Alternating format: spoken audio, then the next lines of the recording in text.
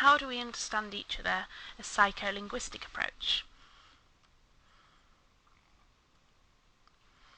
Psycholinguistics initially looks at the process of the brain when we are understanding each other.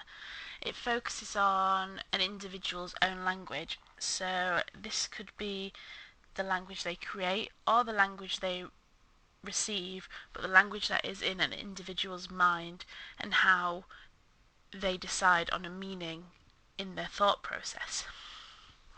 Psycholinguistics is considered a natural science, and it's a subject that is growing rapidly as so many more people are becoming engrossed in how we understand language, as it is a subject that crosses so many borders with other subjects and is always important.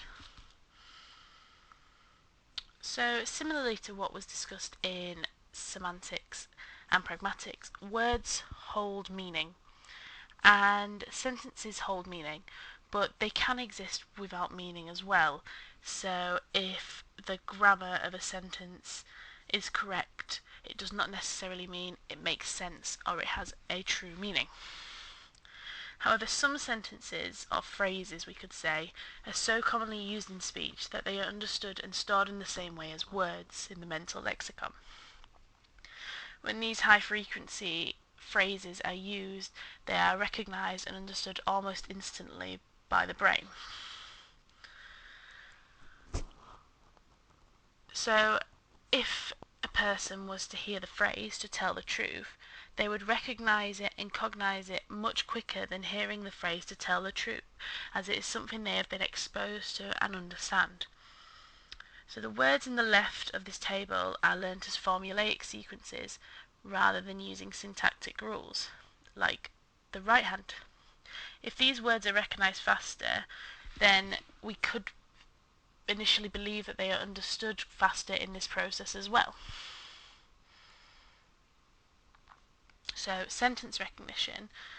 Zhang and Nekrasova published evidence for the holistic processing of formulaic language, and their results revealed that if we are presented with formulaic language such as "at any rate," participants' reaction time was much quicker than understanding sentences like "at any race," which are grammatically correct but not high frequency in speech. This would infer that more contact a person has with specific language sets, the more recognition and understanding they have.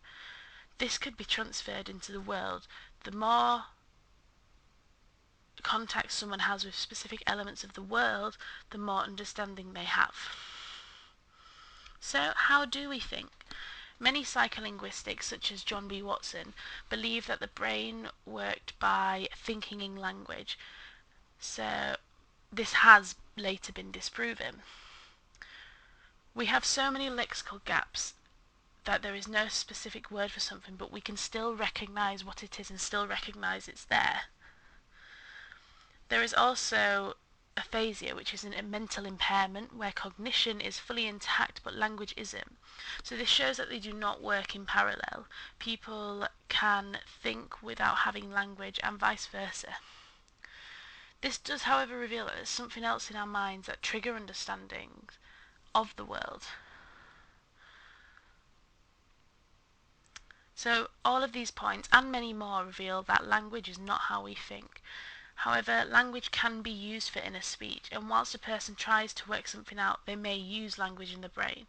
So language can be used to aid understanding of specific situations as another way of thinking about something. Overall, the psycholinguistic approach reveals how knowledge of the world helps with understanding people and individuals and how they think and understand stuff. The more acquainted people are with the language, situations and surroundings, it could be thought that they are easier to understand themselves. So language does have an impact, but many other things influence how the brain intakes information and processes it to meaning.